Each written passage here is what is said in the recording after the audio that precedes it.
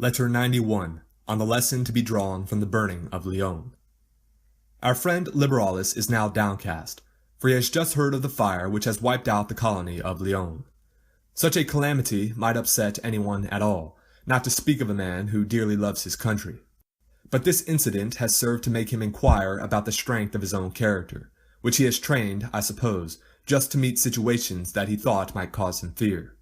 I do not wonder, however, that he was free from apprehension touching an evil so unexpected and practically unheard of as this, since it is without precedent. For fire has damaged many a city, but has annihilated none. Even when fire has been hurled against the walls by the hand of a foe, the flame dies out in many places, and although continually renewed, rarely devours so wholly as to leave nothing for the sword. Even an earthquake has scarcely ever been so violent and destructive as to overthrow whole cities. Finally, no conflagration has ever before blazed forth so savagely in any town that nothing was left for a second.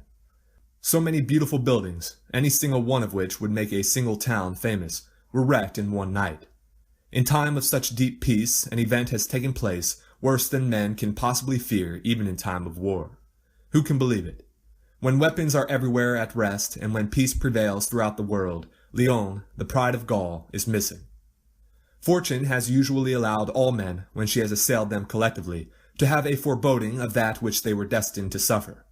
Every great creation has had granted to it a period of reprieve before its fall. But in this case, only a single night elapsed between the city at its greatest and the city non-existent. In short, it takes me longer to tell you it has perished than it took for the city to perish. All this has affected our friend Liberalis, bending his will, which is usually so steadfast and erect in the face of his own trials. And not without reason has he been shaken, for it is the unexpected that puts the heaviest load upon us. Strangeness adds to the weight of calamities, and every mortal feels the greater pain as a result of that which also brings surprise. Therefore, nothing ought to be unexpected by us. Our minds should be sent forward in advance to meet all problems, and we should consider not what is wont to happen, but what can happen. For what is there in existence that fortune, when she has so willed, does not drag down from the very height of its prosperity? And what is there that she does not the more violently assail, the more brilliantly it shines? What is laborious or difficult for her? She does not always attack in one way, or even with her full strength. At one time she summons our own hands against us. At another time, content with her own powers, she makes use of no agent in devising perils for us. No time is exempt. In the midst of our very pleasures there spring up causes of suffering. War arises in the midst of peace, and that which we depended upon for protection is transformed into a cause of fear. Friend becomes enemy, ally becomes foeman. The summer calm is stirred into sudden storms, wilder than the storms of winter. With no foe in sight, we are victims of such fates as foes inflict, and if other causes of disaster fail, excessive good fortune finds them for itself. The most temperate are assailed by illness, the strongest by wasting disease, the most innocent by chastisement, the most secluded by the noisy mob. Chance chooses some new weapon by which to bring her strength to bear against us, thinking we have forgotten her. Whatever structure has been reared by a long sequence of years, at the cost of great toil and through the great kindness of the gods, is scattered and dispersed by a single day. Nay, he who has set a day has granted too long a postponement to swift coming misfortune. An hour, an instant of time, suffices for the overthrow of empires. It would be some consolation for the feebleness of ourselves and our works, if all things should perish as slowly as they come into being. But as it is, increases are of sluggish growth, but the way to ruin is rapid. Nothing, whether public or private, is stable. The destinies of men, no less than those of cities, are in a whirl. Amid the greatest calm, terror arises, and though no external agencies stir up commotion, yet evils burst forth from sources whence they were least expected. Thrones which have stood the shock of civil and foreign wars crash to the ground, though no one sets them tottering. How few the states which have carried their good fortune through to the end! We should therefore reflect upon all contingencies, and should fortify our minds against the evils which may possibly come. Exile, the torture of disease, wars, shipwreck, we must think on these. Chance may tear you from your country, or your country from you, or may banish you to the desert. This very place, where throngs are stifling, may become a desert. let us place before our eyes in its entirety the nature of man's lot, and if we would not be overwhelmed, or even dazed, by those unwonted evils, as if they were novel, let us summon to our minds beforehand, not as great an evil as oftentimes happens, but the very greatest evil that possibly can happen. We must reflect upon fortune fully and completely. How often have cities in Asia, how often in Achaia, been laid low by a single shock of earthquake? How many towns in Syria, how many in Macedonia have been swallowed up? How often has this kind of devastation laid Cyprus in ruins? How often has Paphos collapsed?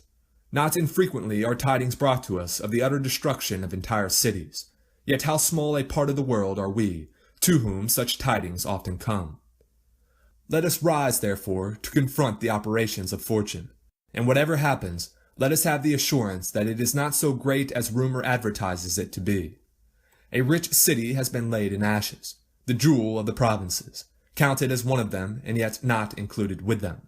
Rich though it was, nevertheless it was set upon a single hill, and that not very large in extent. But of all those cities, of whose magnificence and grandeur you hear today, the very traces will be blotted out by time. Do you not see how, in Achaia, the foundations of the most famous cities have already crumbled to nothing, so that no trace is left to show that they ever even existed?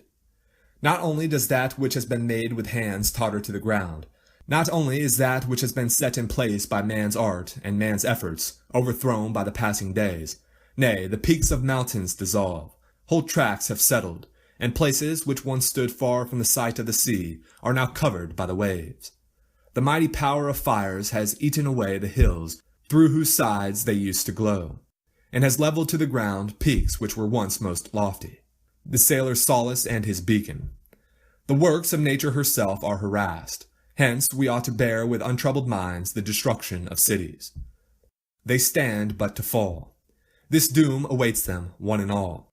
It may be that some internal force, and blasts of violence which are tremendous because their way is blocked, will throw off the weight which holds them down, or that a whirlpool of raging currents, mightier because they are hidden in the bosom of the earth, will break through that which resists its power, or that the vehemence of flames will burst asunder the framework of the earth's crust, or that time, from which nothing is safe, will reduce them little by little, or that a pestilential climate will drive their inhabitants away, and the mold will corrode their deserted walls.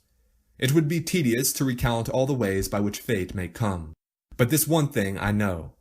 All the works of mortal man have been doomed to mortality, and in the midst of things which have been destined to die, we live. Hence it is thoughts like these, and of this kind, which I am offering as consolation to our friend Liberalis, who burns with a love for his country that is beyond belief. Perhaps its destruction has been brought about only that it may be raised up again to a better destiny. Oftentimes, a reverse has but made room for more prosperous fortune. Many structures have fallen only to rise to a greater height. Timagenes, who had a grudge against Rome and her prosperity, used to say that the only reason he was grieved when conflagrations occurred in Rome was his knowledge that better buildings would arise than those which had gone down in the flames. And probably in this city of Lyons too, all its citizens will earnestly strive that everything shall be rebuilt better in size and security than what they have lost. May it be built to endure, and, under happy auspices, for a longer existence. This is indeed but the 100th year since this colony was founded, not the limit even of a man's lifetime. Led forth by Plancus, the natural advantages of its site have caused it to wax strong and reach the numbers which it contains today. And yet how many calamities of the greatest severity has it endured within the space of an old man's life? Therefore let the mind be disciplined to understand and endure its own lot, and let it have the knowledge that there is nothing which fortune does not dare, that she has the same jurisdiction over empires as over emperors, the same power over cities as over the citizens who dwell therein. We must not cry out at any of these calamities. Into such a world have we entered, and under such laws do we live. If you like it, obey. If not, depart whithersoever you wish. Cry out in anger if any unfair measures are taken with reference to you individually. But if this inevitable law is binding upon the highest and the lowest alike, be reconciled to fate, by which all things are dissolved. You should not estimate our worth by our funeral mounds, or by these monuments of unequal size which line the road. Their ashes level all men. We are unequal at birth, but are equal in death. What I say about cities, I say also about their inhabitants. Ardea was captured as well as Rome. The great founder of human law has not made distinctions between us on the basis of high lineage or of illustrious names, except while we live. When, however, we come to the end which awaits mortals, he says, "Depart, ambition. To all creatures that burden the earth, let one and the same law apply. For enduring all things we are equal. No one is more frail than another, no one more certain of his own life on the morrow." Alexander, king of Macedon, began to study geometry. Unhappy man, because he would thereby learn how puny was that earth of which he had seized but a fraction. Unhappy man, I repeat, because he was bound to understand that he was bearing a false title. For who can be great in that which is puny? The lessons which were being taught him were intricate and could be learned only by assiduous application. They were not the kind to be comprehended by a madman who let his thoughts range beyond the ocean. "Teach me something easy," he cries, but his teacher answers, "These things are the same for all, as hard for one as for another." Imagine that nature is saying to us, "Those things of which you complain are the same for all. I cannot give anything easier to any man, but whoever wishes will make things easier for himself." In what way? By equanimity. You must suffer pain and thirst and hunger and old age too, if a longer stay among men shall be granted you. You must be sick, and you must suffer loss and death. Nevertheless, you should not believe those whose noisy clamor surrounds you.